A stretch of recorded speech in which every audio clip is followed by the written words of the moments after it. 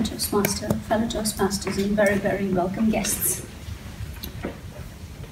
A very wise man once said, "Competition brings out the best in products, but the worst in men." I want to tell you all about two brothers whom I knew really well, Charlie and Jimmy.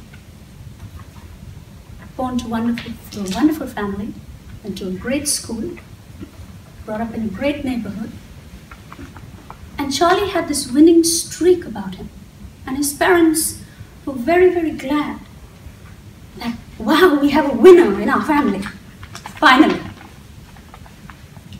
But slowly, as he started to grow up, he wanted to win every game, every competition, and every single thing that he competed with his brother Jimmy.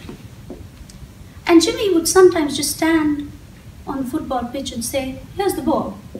You kick it in. You win, because in any case, you're better than me." And Jimmy would always do this to make him feel better. And slowly, as time went on, they grew up. And they went to school together, and they had a football match. And both the brothers were on separate teams. But unfortunately, a moment in the match came when Jimmy just had to kick that ball, and he won the match for his team. Straight after winning the match, he ran straight to his brother and said, "I had to kick that ball because otherwise my team would have been very annoyed with me." And his brother said, "That's all right, who cares? In any case, who cares?" And as they went home, he showed temper with him all the way home. And when he got home, the temper and tantrums got worse. And he started to say to his parents, "Who cares about me? You only care about him. I could have won that match if only he didn't kick that ball into the goal post." And his mother tried to talk to him till eventually his father asked him to come and walk with him to a mirror in their home. And he said, "Look into the mirror.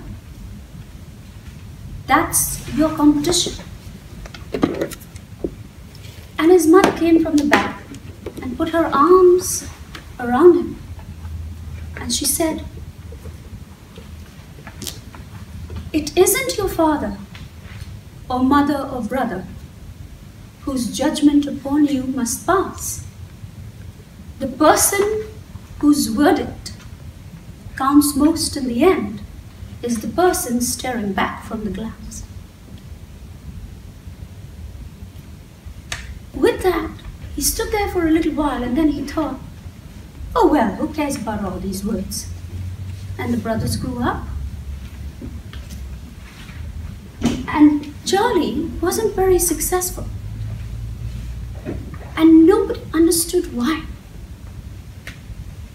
And Jimmy got this fabulous job suddenly in America.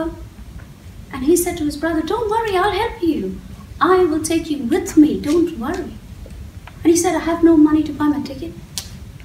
I have no money to get a visa. I just don't have much." And he said, "Here's your visa, here's your ticket, here's everything. I will help you. We'll go together." But a week before they could leave, Charlie had already flown out. And when his mother called him and said, "Why did you fly out? Why did you not wait for your brother who helped you?" He said, "I can't waste any more time. I need to be very, very successful, you see. I can't afford to waste any more time in my life." And his father said to him, "In order to succeed, your desire for success has to be far greater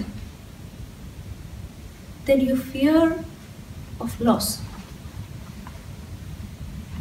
And I don't see that happening with you somehow." And he very calmly put the phone down.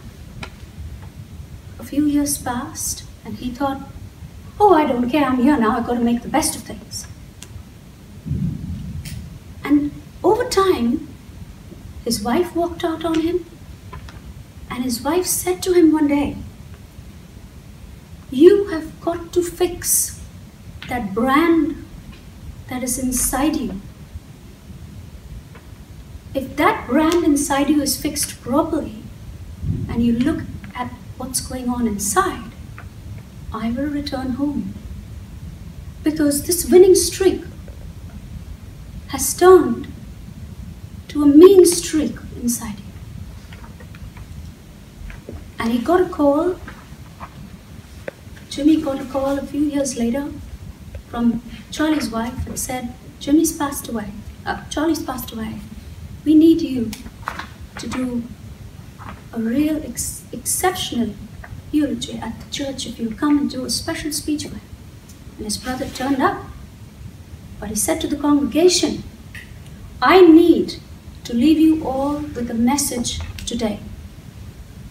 And as he stood there looking at his brother laid out, he said, "You can fool the whole world down the pathway of life and get taps on your back as you pass.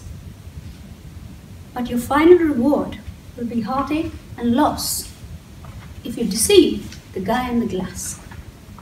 Thank you.